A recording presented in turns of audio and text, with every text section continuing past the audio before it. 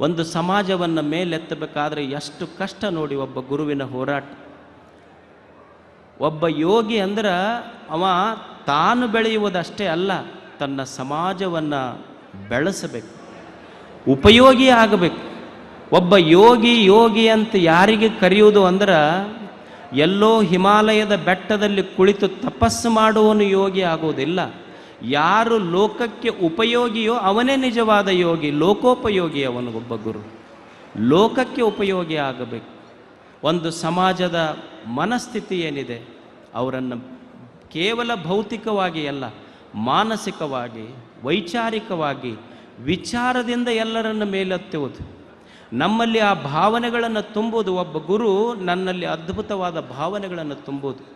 ನಾನು ಸಣ್ಣವರಲ್ಲ, ನಾವು ಕನಿಷ್ಠಲ್ಲ, ನಾನು ಕೀಳಲ್ಲ, ನೀನು ದೊಡ್ಡವ, ನೀನು ಅತ್ಯಂತ ಉತ್ಸಾಹಿ, ನಿನ್ನಲ್ಲಿ ಸಾಮರ್ಥ್ಯ ಇದೆ ಅಂತ ಯಾವ ಗುರು ತನ್ನ ಶಿಷ್ಯರಲ್ಲಿ ವಿಚಾರಗಳ ಕ್ರಾಂತಿಯನ್ನು ತುಂಬುತ್ತಾನೆ ಅವ ನಿಜವಾದ ಗುರು ಆಗ್ತಾನೆ.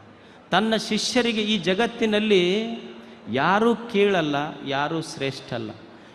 ಈ ಜಗತ್ತೇನಿದೆ, ದೇವನ ಸೃಷ್ಟಿಯ ನಿರ್ಮಾಣ ಏನಿದೆ, ಇಲ್ಲಿ ಯಾರೂ ಸಣ್ಣವರಿಲ್ಲ, ಯಾರೂ ದೊಡ್ಡವರಿಲ್ಲ, ದೇವನ ಮಕ್ಕಳಷ್ಟೇ. It is a divine park. ಇಲ್ಲಿ ಯಾರೂ ಸಣ್ಣವರಿಲ್ಲ, ಯಾರೂ ದೊಡ್ಡವರಿಲ್ಲ, ಎಲ್ಲರೂ ದೇವನ ಮಕ್ಕಳಷ್ಟೇ. ಅಲ್ಲಮ ಅಂತಾನೆ, ಭೂಮಿ ಆಕಾಶ ಒಂದು ಜೀವನದುದರ, ಇಲ್ಲಿ ಘನವೇನು ಘನವೆನ್ನದವಂಗೆ, ಕಿರಿದೇನು ಕಿರಿದೆನ್ನದವಂಗೆ. ಯಾವುದು ಸಣ್ಣದು ಯಾವುದು ದೊಡ್ಡದಂತೀಯಪ್ಪ ಈ ಜಗತ್ತಿನಲ್ಲಿ? ಸೂರ್ಯ ಬಹಳ ದೊಡ್ಡವ, ದೀಪ ಸಣ್ಣದು ಅಂತ ಅನ್ಲಿಕ್ಕಾಗ್ತತೇನು? ಸೂರ್ಯ ಬಹಳ ದೊಡ್ಡವ, ದೀಪ ಸಣ್ಣದು ಅಂತ ಅನ್ಲಿಕ್ಕಾಗೋದಿಲ್ಲ. ಸೂರ್ಯ ಜಗತ್ತನ್ನು ಬೆಳಗಬಹುದು, ಆದರೆ ಮನೆಯ ಕತ್ತಲೆ ಕಳಗಬೇಕಾದರೆ ಸೂರ್ಯ ಮುಳುಗದ ಮೇಲೆ ದೀಪವೇ ಬೇಕಾಗ್ತದೆ, ದೀಪ ಸಣ್ಣದನ್ಲಿಕ್ಕಾಗೋದಿಲ್ಲ. ಏನು ಹೂವು ಭಾಳ ಚಲೋ, ಬೇರೆ ಕನಿಷ್ಠ ಅನ್ಲಿಕ್ಕಾಗೋದಿಲ್ಲ. ಯಾಕಂದ್ರೆ ನೀರು ಕಳಿಸದೆ ಇದ್ದರೆ ಹೂವು ಒಣಗಬೇಕಾಗ್ತದೆ. ಹೂವು ಮುಖ್ಯ, ಬೇರು ಮುಖ್ಯ ಜಗತ್ತಿಗೆ. ನಾವು ಒಂದು ದೊಡ್ಡ ಸಂಗಮರಿ ಕಲ್ಲು, ರಾಜಸ್ಥಾನದ ಮಾರ್ಬಲ್ ತಂದು ನಾವೊಂದು ದೊಡ್ಡ ದೇವಸ್ಥಾನ ಕಟ್ಟಿವ್ರಿ ಭಾರಿ ಅಂತಂದ್ರೆ, ನೀ ತಂದಿರಬಹುದು ರಾಜಸ್ಥಾನದ ಮಾರ್ಬಲ್ ಕಲ್ಲು, ಆದರೆ ರಾಜಸ್ಥಾನದ ಮಾರ್ಬಲ್ ಕಲ್ಲು ಚಲೋ ಇರ್ಬೇಕಂದ್ರೆ ನಿಮ್ಮ ಊರಾಗಿನ ಒಂದು ಸಣ್ಣ ಚಿಪ್ ಇಡಬೇಕು. ಇಡದೇ ಇದ್ದರೆ ಅದು ಕುಂಟತೈತದು ಅಷ್ಟೇ. ಎಲ್ಲವೂ ಬೇಕಾಗ್ತದೆ. ಇಲ್ಲಿ ಯಾರೂ ಸಣ್ಣವರಲ್ಲ. ಒಬ್ಬ ಗುರು ತನ್ನ ಸಮಾಜವನ್ನು ನಾವು ಸಣ್ಣವರಲ್ಲ ಅಂತ ತುಂಬುವುದವರಲ್ಲಿ ಒಂದು ಭಾವನೆ, ನಾವು ದೊಡ್ಡವರು ಈ ಜಗತ್ತಿನಲ್ಲಿ, ನಾವು ದೇವನ ಮಕ್ಕಳು ಅನ್ನುವ ಆತ್ಮವಿಶ್ವಾಸ ಅವರಲ್ಲಿ ತುಂಬಬೇಕು. ಯಾರೂ ಸಣ್ಣವರಲ್ಲ. ಇಲ್ಲಿ ನಮ್ಮಲ್ಲಿ ಕೀಳರಿಮೆ ಇರಬಾರ್ದು. We should never have inferior complex, ನಮ್ಮೊಳಗಿರಬಾರ್ದು. ಒಂದು ಸುಮ್ಮನೆ ಕತೆ ಹೇಳ್ತೀನಿ ಕೇಳಿ. ಒಂದು ಹುಡುಗಿ ವಯಸ್ಸಿಗೆ ಬಂದಿತ್ತು, ಅವ್ರ ಅಪ್ಪ ಮದುವೆ ಮಾಡ್ಬೇಕಂತಿದ್ದು. ಅದಕ್ಕೆ ಮದುವೆ ಮಾಡ್ಕೊಳ್ಳುವಾಗ ಅವ್ರ ಅಪ್ಪ ಹೇಳಿದ್ನಂತ ಹುಡುಗಿಗೆ, ನೋಡವ ಮತ್ತು ನಿನಗೆ ವರ ನೋಡಕತ್ತೀವಿ, ಅಲ್ಲಿ ನಮಗೆ ಗೊತ್ತಿಲ್ಲಾರ್ದ ಮಂದಿಗೆ ಏನು ಹುಡುಕೋದು, ನಮ್ಮ ಓಣ್ಯಾಗ ಮತ್ತು ನಮಗೆ ಗೊತ್ತಿದ್ದು ಹುಡುಗ ಕಲ್ಲು ಹೊಡಿತಾನ, ಕಲ್ಲು ಹೊಡಿಯು ಹುಡುಗನ ಮದುವೆ ಆಗುವ ಅಂತ. ಅವಾಗ ಹುಡುಗಂತೂ ನಾ ಕಲ್ಲು ಹೊಡ್ಯೋ ಹುಡುಗಿಗೆ ಮಾತ್ರ ಮದುವೆ ಆಗೋದಿಲ್ಲ ಅನ್ಲಕ್ಕೆ. ನಾ ಮದುವೆ ಆಗೋದಾದ್ರೆ ಅವ ಭಾರಿ ಶಕ್ತಿವಂತರಿರ್ಬೇಕು, ಅಂಥವ್ನ ಮದುವೆ ಆಗ್ತೇನೆ. ಅವ್ರಪ್ಪ ಅಂದ, ಮತ್ತು ನಮಗೆ ಕಲ್ಲು ಹೊಡ್ಯೋ ಹುಡುಗ ಇಲ್ಲೇ ಓಣ್ಯಾಗ ಮಗ್ಗಲು ಗೊತ್ತೈತಿ, ಅದಕ್ಕೆ ಮದುವೆ ಆಗಿ ಬಿಟ್ಟಿದ್ರೆ ಮುಗಿತಿತ್ತು, ಅಂಥ ಶಕ್ತಿವಂತನ ಎಲ್ಲಿ ಕರ್ಕೊಂಬರಿಲ್ಲ ನಾನು, ನೀನೇ ಹುಡುಕು ಅಂದವ. ಅವಾಗ ಅಕ್ಕಿ ಹೇಳಿದ್ಲು, ಬೇಡ ನಾನೇ ಹುಡುಕ್ತೇನೆ ಅಂತ ಚಂದ್ರನನ್ನು ಕೇಳಿದ್ಲಕ್ಕೆ. ಚಂದಮಾಮ ನೀ ಭಾಳ ಚಂದ ಕಾಣ್ತೀನಿ, ನಿನಗೆ ಮದುವೆ ಆಗ್ತೀನಿ. ಅವ ಚಂದ್ರಂದ, ನೋಡವ ನಮಗೇನು ನೋಡೋಕ್ಕಷ್ಟ ಚಂದ, ನಾವು ಅದು ಸ್ವಂತ ಬೆಳಕಿಲ್ಲ, ಸೂರ್ಯನ ಬೆಳಕು ಬಿದ್ದ ಮೇಲೆ ನಮಗೆ ಬೆಳಕು ಬರ್ತೈತೆ ಅಷ್ಟೇ, ನಮ್ಮ ಬೇಡ, ನೀ ಮದುವೆ ಆಗದಿದ್ರೆ ಸೂರ್ಯಾಗ ಮದುವೆ ಆಗ. ಅವ ಸೂರ್ಯನಿಗೆ ಕೇಳಿದ್ಲಕ್ಕಿ. ಅವ ಸೂರ್ಯ ಅಂದ, 15 ಲಕ್ಷ ಕಿಲೋಮೀಟ್ರ್ ದೂರ ಇದ್ದಿದ್ದಕ್ಕೆ 50 ಬಿಟ್ಟು 56 ಅಲ್ಲೇ ಹೋಕ್ಕವಿವು, ಆ ತಾಪಕ್ಕೆ ನೀನು ನನ್ನ ಮದುವೆ ಆಗ್ತೀವ, ಬೇಡ. ಮತ್ತು ಅಷ್ಟೇ ಅಲ್ಲ, ನಾವು ಎಷ್ಟೇ ಪ್ರಖರತೆ ಬೆಳಕಿದ್ರೂ ಒಂದು ಮೋಡ ಅಡ್ಡ ಬಂತು ಅಂದ್ರೆ ನಾವು ಕಾಣೋದೇ ಇಲ್ಲ. ನಮಗಿಂತ ಶಕ್ತಿಶಾಲಿ ಅಂದ್ರೆ ವರುಣದೇವ, ಮೇಘ ಐತೆಲ್ಲ, ಅವನ ಮದುವೆ ಆಗ ನೀನು. ಆ ಹುಡುಗಿ ಆ ಮೇಘದೂತನ ಹತ್ರ ಹೋತು. ಮೇಘದೇವನಿಗೆ ಕೇಳಿ, ಅಲ್ಲ ನಿನಗೆ ಮದುವೆ ಆಗಬೇಕಂತ ಮಾಡೀನಿ. ಅವಾದು ಮೇಘದೂತ ಹೇಳ್ದ, ಮೇಘದೇವ ನಮ್ಮದೇನು ಬೇಡವ, ನಮ್ಮದೇನು ಶಕ್ತಿವಂತರು ನಾವು ಅಲ್ಲ, ಒಂದು ದೊಡ್ಡ ಕಲ್ಲಿನ ಗುಡ್ಡ ಹಿಂಗೆ ನಿಂತು ಅಂದ್ರೆ ಮೋಡಗಳು ನಾವು ಎಷ್ಟೇ ಫೋರ್ಸಾಗಿ ಹೋಗಲಿ ಆ ಕಲ್ಲಿನ ಗುಡ್ಡ ನಮಗೆ ಹಿಡ್ಕೊಂತು ಅಂತಂದ್ರೆ ಮುಗೀತು, ನಾವು ಮುಂದಕ್ಕೆ ಹೋಗಕ್ಕೆ ಬರೋದಿಲ್ಲ, ನೀ ಮದುವೆ ಆಗೋದಿದ್ರೆ ಆ ಕಲ್ಲಿನ ಗುಡ್ಡಕ್ಕಾಗಂತ. ಆ ಹುಡುಗಿ ಆ ಕಲ್ಲಿನ ಗುಡ್ಡಕ್ಕೆ ಕೇಳ್ದ, ಅಲ್ಲ ನೀ ನನಗೆ ಮದುವೆ ಆಗಿ ನೀ ಭಾಳ ಶಕ್ತಿಶಾಲಿ ಅಂತಾರ. ಅವಾಗ ಅದು ಕಲ್ಲಿನ ಗುಡ್ಡ ಹೇಳ್ತಂತ, ನಾವೇನು ಶಕ್ತಿಶಾಲಿ ಅಲ್ಲ, ಆ ಕಲ್ಲು ಒಡೆ ಹುಡುಗ ಬಂದಂದ್ರೆ ನಮಗೊಂದು ಚಾನ ಹಚ್ಚಿ ಹೊಡೆದ್ರೆ ಪೂರಾ ಪುಡಿ ಪುಡಿಯಾಗಿ ಹೋಗಿಬಿಡ್ತೀವಿ ನಾವು. ನೀ ಮದುವೆ ಆಗೋದಿದ್ರೆ ನಿಮ್ಮ ಓಣ್ಯನ ಕಲ್ಲು ಹೊಡೆ ಹುಡುಗಾಗ ಅಷ್ಟೇ, ನೀ ಏನು ಆಕಾಶದ ಕಡೆ ನೋಡಬೇಡ ಅಂತ. ಅಂದ್ರೆ ಯಾರೂ ಸಣ್ಣವರಿಲ್ಲ, ಎಲ್ಲರೂ ದೊಡ್ಡವರು ಈ ಜಗತ್ತಿನಲ್ಲಿ ಅಷ್ಟೆ.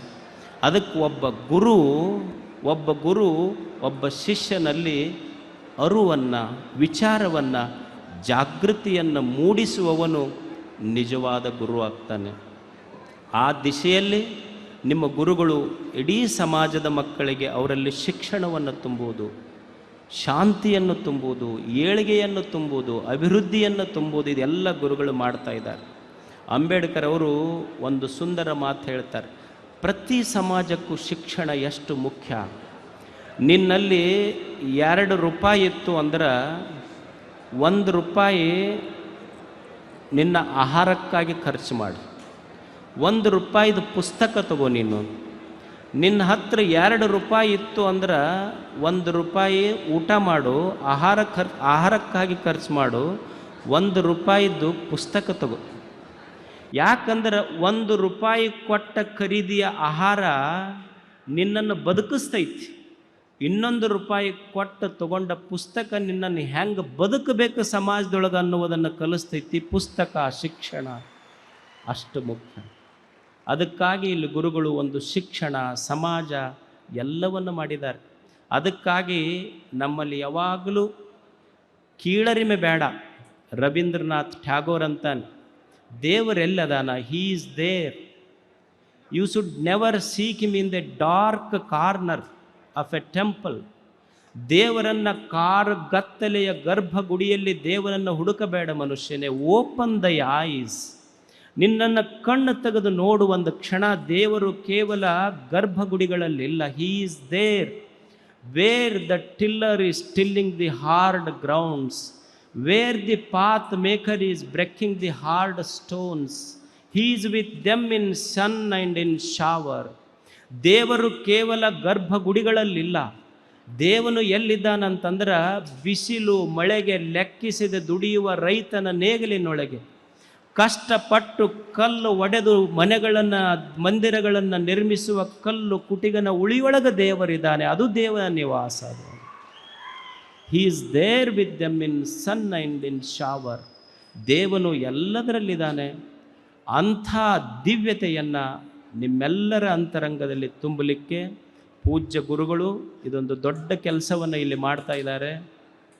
ಇದೇ ದೇವ ಪೂಜೆ, ಬಸವಾದಿ ಶರಣರು ಕಲಿಸಿದ ದೇವ ಪೂಜೆ ಅಂದರೆ ಸಮಾಜವನ್ನು ಮೇಲೆತ್ತುವ ಕಾರ್ಯವೇ ದೀನ ದಲಿತನಿಗೆ, ಬಡವ ಬಲ್ಲಿದನಿಗೆ ಅವನಿಗೆ ಅನ್ನ, ಅಕ್ಷರ, ಅರಿವು, ಆಶ್ರಯ, ಆರೋಗ್ಯ, ಆಧ್ಯಾತ್ಮ ದಾಸೋಹಗಳನ್ನು ಕೊಡುವುದರ ಮುಖಾಂತರ ಅವನನ್ನು ಮೇಲೆತ್ತುವುದೇ ನಿಜವಾದ ಪೂಜೆ. ಪೂಜಾ ಅಂದರೆ ಬರೇ ಗರ್ಭಗುಡಿಯಲ್ಲಿ ಕುಳಿತುಕೊಂಡು ಮಾಡುವುದ ಪೂಜೆ ಅಲ್ಲ, ಬಿದ್ದಂಥವನಿಗೆ ಮೇಲೆತ್ತುವ ಕಾಯಕವೇ ನಿಜವಾದ ದೇವ ಪೂಜೆ.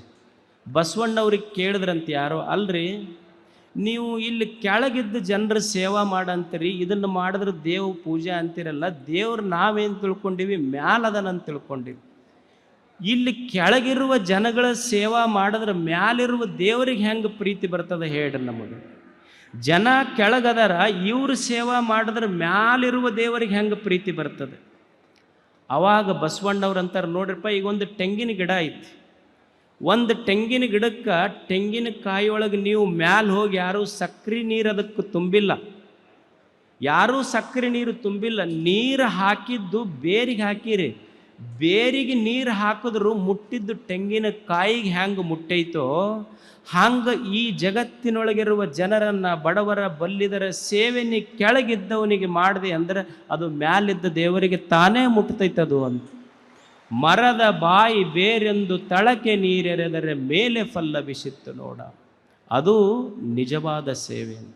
ಅಂಥ ಒಂದು ಸಂಕಲ್ಪವನ್ನು ಹೊತ್ಕೊಂಡು ಇಷ್ಟೆಲ್ಲ ಹಿರಿಯರನ್ನು ಕಟ್ಕೊಂಡು ಸಮಾಜವನ್ನು ಕಟ್ಕೊಂಡು 25 ವರ್ಷಗಳ ನಿರಂತರವಾದ ತಮ್ಮ ಸೇವೆಯನ್ನು ಗುರುಗಳು ಮಾಡ್ತಾ ಇದ್ದಾರೆ. ಅವರಿಗೆ ತಾವೆಲ್ಲ ಬೆನ್ನೆಲುಬಾಗಿ ನಿಲ್ಲಬೇಕು. ಯಾಕಂದರೆ ಒಬ್ಬ ಸನ್ಯಾಸಿಯಾಗಿ 25 ವರ್ಷಗಳ ದೀರ್ಘ ಪ್ರಯಾಣ ಮಾಡೋದು ಅಷ್ಟು ಸುಲಭದ ಮಾತಲ್ಲ. ನನಗೆ ಪಟ್ಟಾಧಿಕಾರ ಆಗಿ 1 ವರ್ಷ ಆಗಿತ್ತು.